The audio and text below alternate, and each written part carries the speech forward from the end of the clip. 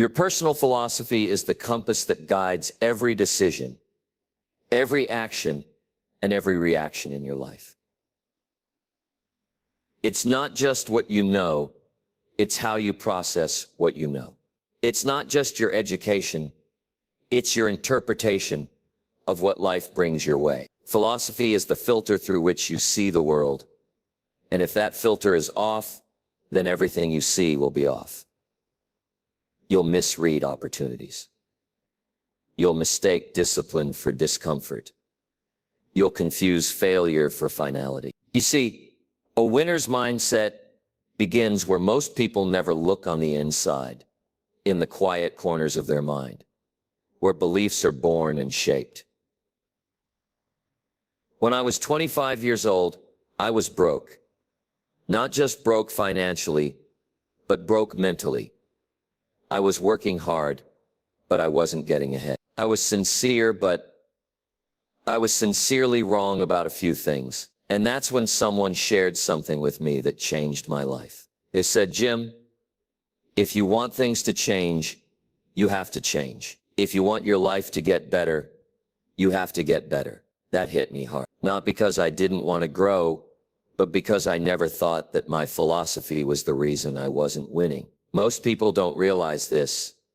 You don't drift into success. You don't stumble into a winning life. You build it. And building begins with belief. Your philosophy is the foundation. If your philosophy tells you that wealth is for the lucky, then you won't try. If your philosophy says that people are out to get you, you won't trust. If your philosophy believes life is unfair, you'll settle for less. A person's life, in large part, reflects the content of their core belief. That's why we say, "As a man thinketh, so is he." Now, how do you develop a powerful, winning philosophy? You start by paying attention to what you feed your mind. Just like your body can't stay healthy on junk food, your mind can't stay sharp on junk thought. If you spend your days surrounded by negative voices, news that tells you the world is falling apart, people who say you can't, environments that teach limitation instead of possibility, you will start to shrink your expectations to match your surroundings. Winners do the opposite. They feed their minds with books, ideas, and people that stretch them, that inspire them, that challenge them to rise higher. Let me tell you something important. Philosophy is not fixed. It's not something you're born with. It's something you choose. That means if you've been walking around with a philosophy of fear, you can trade it in for one of faith. If you've been building your decisions on the foundation of excuses, you can replace that with responsibility. But you must be intentional. Winners are not casual about their mindset. They are deliberate about what they allow into their thinking. They guard the gates of their mind the way a farmer guards his crops. No weeds allowed, no lies, no lazy thinking. Because they know if you let a little lie grow, it becomes a belief. And once it's a belief, it directs your behavior. Here's the truth. Winners don't just work harder. They think differently. They see life through a lens that says, "There's always a way. If I don't know it yet, I'll find it. If it hasn't been done, I'll be the first. If I fail, I'll try again."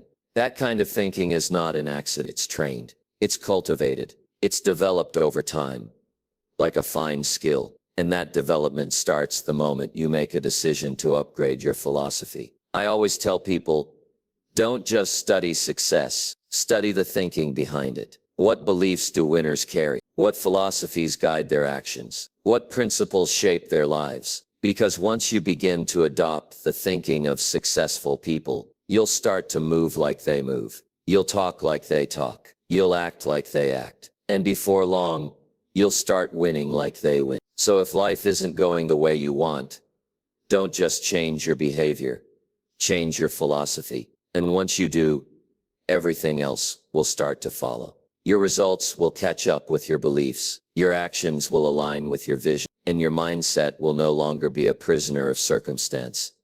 It'll be the architect of your destiny. That's the power of philosophy. That's the beginning of a winner's mindset. One of the greatest lessons I ever learned is this. Success is nothing more than a few simple disciplines practiced every day. And failure is simply a few errors in judgment, repeated daily. You see, people want change, but most are looking for the dramatic something quick, something massive. But life doesn't usually work like that. Life rewards consistency over intensity. And that's why your habits matter so much. Your habits are not just things you do. They are things that shape who you are becoming. They form your identity. You don't rise to the level of your goals. You fall to the level of your systems, and your systems are built on your habits. Let's say you want to develop a winning mindset. That doesn't happen because you read one book or listen to one seminar. That mindset is built slowly, one small act of discipline at a time. Maybe it starts with getting up an hour earlier to study, or maybe it begins with saying no to distraction. Maybe it's deciding that you'll write in your journal every day, or commit to 30 minutes of focused effort on your goals. No matter how you feel, these small acts may seem insignificant at the time, but they are powerful, because while you are doing the habit is also doing something to you. It is forming the foundation of your identity. That's why I say you don't change your life overnight, but you can change your direction overnight. You can wake up tomorrow and say, that's it, I'm turning this ship around. And even if you're just a degree off from where you used to be, over time that small shift leads you to a completely new destination. Just like a plane adjusting its course mid-flight. A small change today, compounded over weeks, months, and years, puts you on a path that's completely different than where you were heading. Now here's the challenge. Habits are easy to do, and they're just as easy not to do. It's easy to go for a walk every day, but it's also easy to say, I'll skip today. It's easy to read 10 pages of a good book, but it's easy to scroll instead. That's where most people fall short. They want the result without the repetition.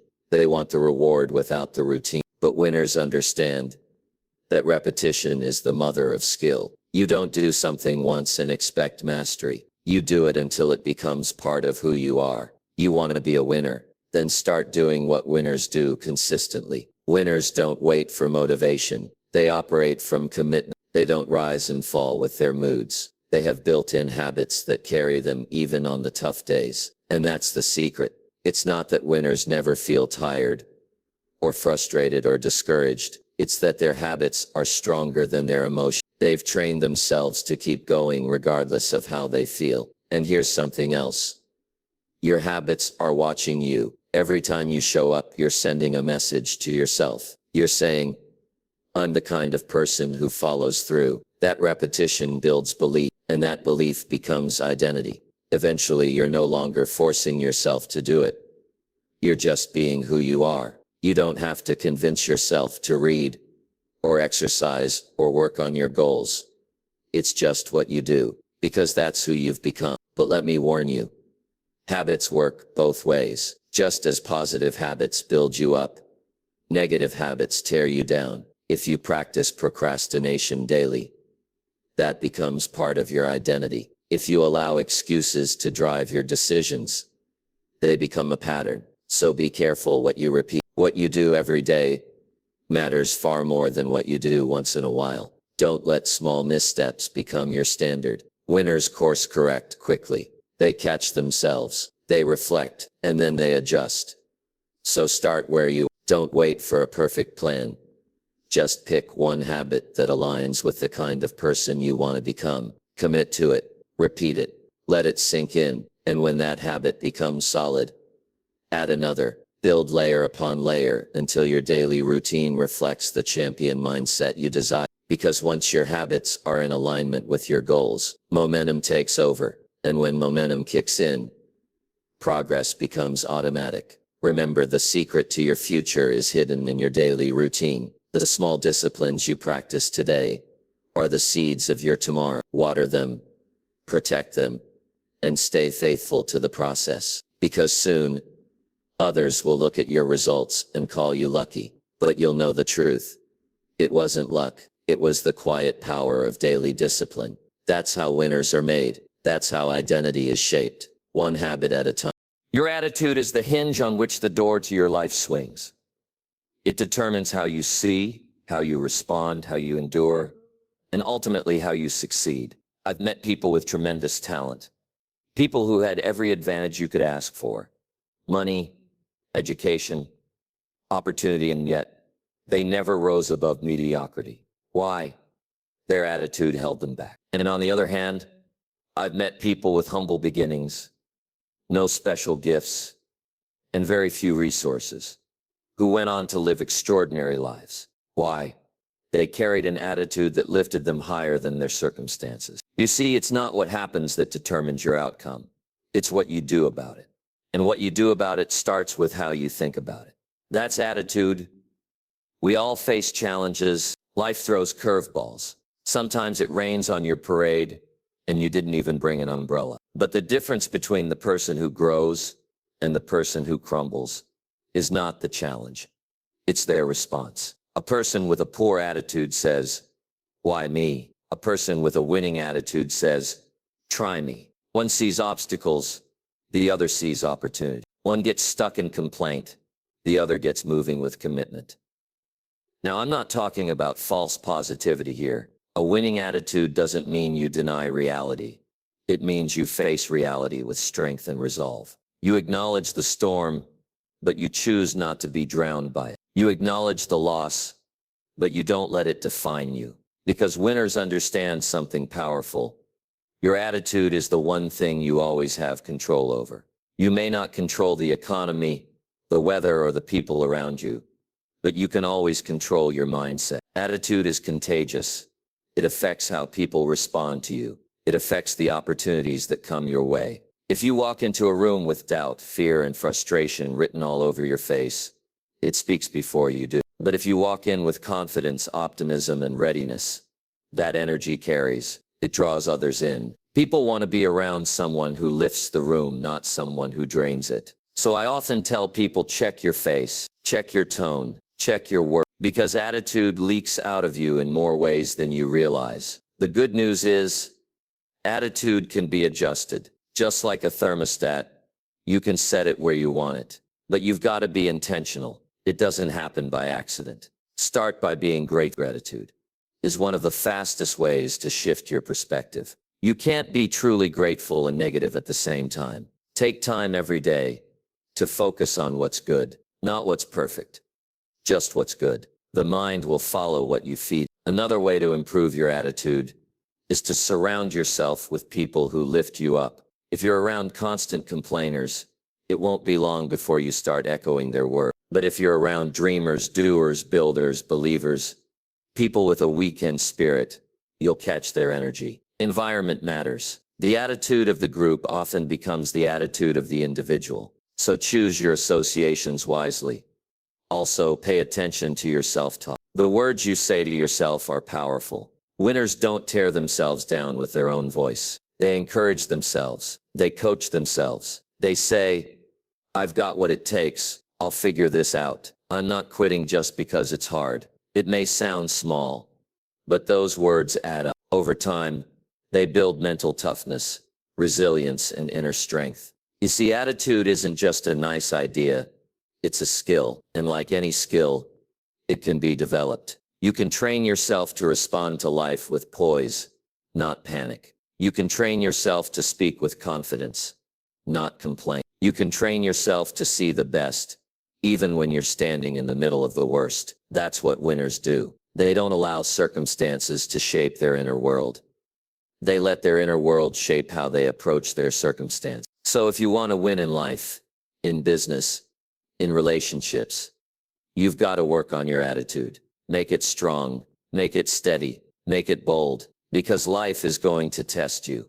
Life is going to see what you're made of. And when it does, you want to be able to say, "I've got this. I was built for this. I'm not backing down now." That's the kind of attitude that opens doors. That's the kind of attitude that wins races before they even begin. And that's the kind of attitude that transforms ordinary people into extraordinary achievers. One of the greatest turning points in a person's life is the moment they stop blaming and start taking responsibility. That's the moment everything begins to change. Until then, you're at the mercy of everything and everyone else. The economy, your parents, your boss, your past, the government, the weather, you name it. But once you take ownership, real ownership of your life, your decisions, your results, that's when you begin to develop a winner's mindset. Because winners don't wait for conditions to improve. They get better. They don't wait for opportunity to knock. They build the door. And it all starts with the decision to take full responsibility. You see, most people are too quick to assign blame. It's easier. It's more comfortable. When things go wrong, it feels natural to point fingers. If only my boss recognized me. If only my family supported me. If only I had more money, more time, more luck. But every time you say, if only, you give away your power. You hand the steering wheel of your life to something outside of yourself. And here's the truth. You can't drive toward a better future if someone else is holding the wheel. Responsibility means you take it back. You grab hold of the choices you can make, and you start steering with purpose. Now let me be clear. Taking responsibility doesn't mean blaming yourself for everything that's happened. It doesn't mean you caused every problem. But it does mean you own your response. Because that's where your power lives, in your response. You may not control what happens to you, but you always control what happens in you. That's why I say don't wish it was easier. Wish you were better. Don't wait for the storm to pass. Learn how to dance in the rain. Responsibility is not a burden. It means your future is in your hands. It means your results are up to you. There was a time in my life when I had every excuse in the world. I didn't come from wealth. I didn't have the best education. I had setbacks and disappointments. But none of those things determined my future. The day I decided to take full responsibility for where I was and for where I was going. That decision didn't change my circumstances overnight, but it changed me. And once I changed, everything else started to follow. Winners look in the mirror, not out the window. When they fall short, they ask, what could I have done differently? When they fail, they ask, what lesson can I learn? When things don't go as planned, they don't waste time complaining. They adjust, because they understand that responsibility leads to growth, and growth is the path to winning. You can't grow while clinging to excuses. You can't rise while pointing fingers. Growth requires honesty. It requires humility. It requires the courage to say, this is my life, and I am the one who will shape it. Now, responsibility is not always easy. In fact, it's often uncomfortable. It means admitting you were wrong. It means owning up to your laziness, your procrastination, your fear. It means facing the hard truth that you've been your own biggest obstacle. But here's the good news. If you're the problem, you can also be the solution. And that's a powerful place to be. Because if you're waiting for everything around you to change, you might be waiting a long time. But if you're willing to change, you can start right now. Start by taking inventory. Look at your life, your health, your relationships, your career, your finance. Ask yourself, what part of this have I created? What have I allowed? What have I neglected? Don't do it to beat yourself up. Do it to build yourself up. Because once you know where you stand, you can make new choices. You can form new habits. You can set new standards. Responsibility is the first step to freedom. It means you're no longer stuck. You're no longer a victim. You're in charge.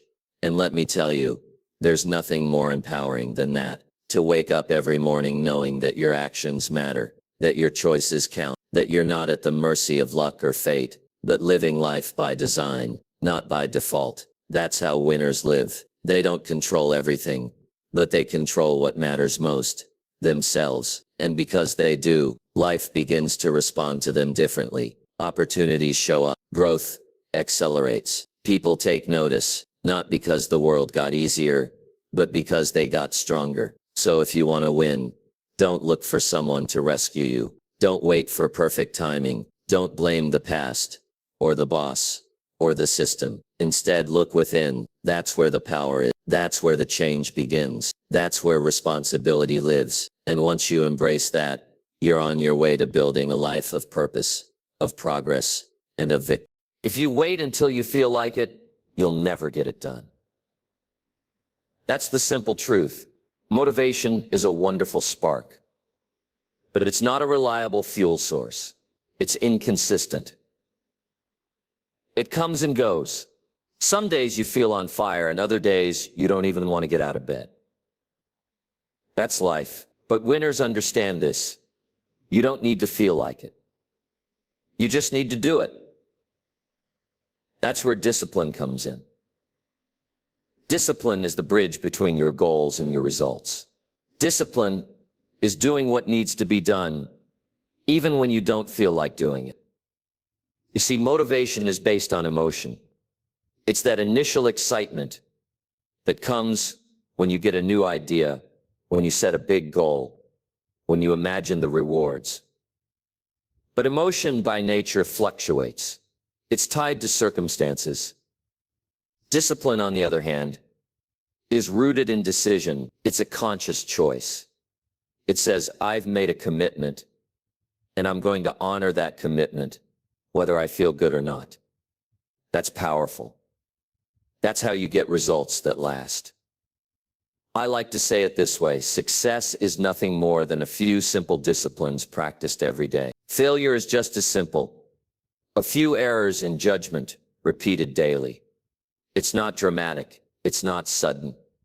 It's small decisions over time that add up. You skip one workout, no big deal. You skip a week, then a month, and suddenly the habit is gone. Discipline is what keeps you on track. It's the glue that holds your commitment together when the emotion wears off. Discipline is also a muscle, and like any muscle, it gets stronger with use. You don't start by being perfectly disciplined in every area of life. No one does. But you start with one small area, and you commit to being consistent. Maybe it's waking up at the same time every morning. Maybe it's reading 10 pages of a good book every day. Maybe it's tracking your spending or sticking to a workout routine. It doesn't have to be grand. It just has to be done. And when you do it consistently, you begin to build trust with yourself. You start to believe, if I say, I'll do it, I'll do it. That self-trust becomes the foundation for everything else. Here's something else. Discipline frees you. Most people think of discipline as restriction. They think it means you can't enjoy life, that you have to be rigid or boring. But in truth, discipline creates freedom. When you're disciplined with your time, you have more of it. When you're disciplined with your money, you have more choice. When you're disciplined with your health, you have more energy and vitality. It's not about punishment. It's about preparation. It's not about saying no to everything. It's about saying yes to the right things consistently. Think about a professional athlete. They don't wake up every morning motivated to train. They don't love every workout, every drill, every restriction in their diet.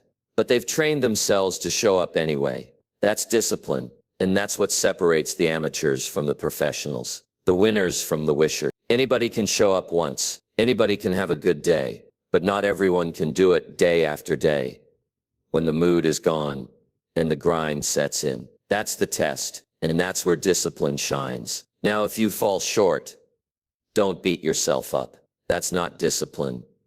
That's discouragement, and it won't help you. Real discipline says, I messed up today, but I'm back on track tomorrow. It's not about being perfect. It's about being persistent. Even if you stumble, you get up quicker. You don't let one bad day turn into a bad week. You get back to your routine, back to your plan, back to your commitment. That's the kind of mindset that wins. Not one fueled by constant motivation, but one grounded in daily discipline. You build it like a wall, brick by brick, habit by habit. You show up when it's easy, and you show up when it's hard. You do the right thing, not the convenient thing. And before long, the results start to compound. People around you will wonder how you're doing it. They'll think you're lucky, but you'll know it wasn't luck. It was discipline. Quiet, steady, consistent discipline. So the next time you're tempted to skip the work, remember this: motivation may start the engine, but discipline drives the car. And if you stay in the driver's seat long enough, with your hands on the wheel and your eyes on the road, there's no telling how far you can go. Winners don't rely on feelings. They rely on follow-through. That's the real path to excellence. That's the real mindset of a winner. Failure is a word that most people fear, but it's really just part of the process, part of the journey towards success. The difference between winners and those who give up isn't that winners never fail. It's that winners know how to use failure. They understand failure isn't the opposite of success. It's a vital component of it. It's a lesson. It's feedback. And if you want to develop a winner's mindset, you've got to change the way you think about failure. Think about it. Every great success story you admire is littered with failure. Inventors, entrepreneurs, athletes, artists, they all faced setbacks. Thomas Edison, for example, famously said, "I have not failed. I've just found 10,000 ways that won't work." That kind of mindset transforms failure from a stopping point into a stepping stone. Instead of giving up when things don't go as planned, winners ask themselves, what can I learn from this? How can I improve? That question is the foundation of growth. When you embrace failure as feedback, you begin to remove the fear that holds so many people back. Fear of failure keeps you stuck in place. It keeps you playing it safe. But the truth is, playing it safe is the riskiest move of all. If you never take a chance, you never grow. If you never stumble, you never learn how to get back up stronger. And the world doesn't reward perfection. It rewards perseverance. Now, failure can be uncomfortable. It can sting. It can bruise your pride. But that discomfort is temporary and necessary. It's the price of progress. Every time you fail, you're given an opportunity to reset, to refine, to rethink your approach. You can either let failure define you or refine you. The winners choose to be refined. They treat failure like a coach, not a critic. There's also an important mindset shift here. Failure is not about who you are. It's about what you did. It doesn't label you as a failure. It simply means the action you took didn't produce the results you wanted. This means you can always try again. Differently. You can always improve your skills, your strategy, your attitude. And the more you experiment and learn, the closer you get to success. I often say that success is the natural result of consistently applying what you learn. But you can't learn if you don't try. And you can't try without risking failure. That's why winners are risk takers. They understand that the more risks they take, the more feedback they receive. And that feedback is priceless. It tells you what works and what doesn't. It guides your next move. Another thing to remember is that failure builds resilience. When you fail and keep going, you develop strength and courage that no easy success can give you. It's like training in a gym. The more resistance you face, the stronger you become. So every failure is a rip in your mental and emotional workout. The more reps you do, the tougher you get. And that toughness prepares you for bigger challenges and greater opportunities. If you're afraid of failure, start by changing the way you talk about it. Instead of saying, "I failed," say, "I learned." Instead of thinking, "This didn't work," think, "This is valuable information." The moment you shift your language, you shift your mindset. And with the right mindset, failure becomes less of a threat and more of an ally. Also, share your failures with others. When you openly talk about your mistakes, you remove the shame and isolation that often accompany failure. You create a culture of learning, both for yourself and those around you. And you invite support and new ideas that can help you improve. Remember, nobody succeeds alone. Failure shared is failure reduced. In closing, I want to remind you that failure is not a stop sign. It's a green light. It's a signal to keep going. But with more wisdom, more preparation, and more courage, embrace failure as your teacher. Let it shape you, not shake you. When you do, you'll find that failure isn't something to avoid. It's something to welcome on your road to victory. Winners don't avoid failure. They learn from it. They grow from it.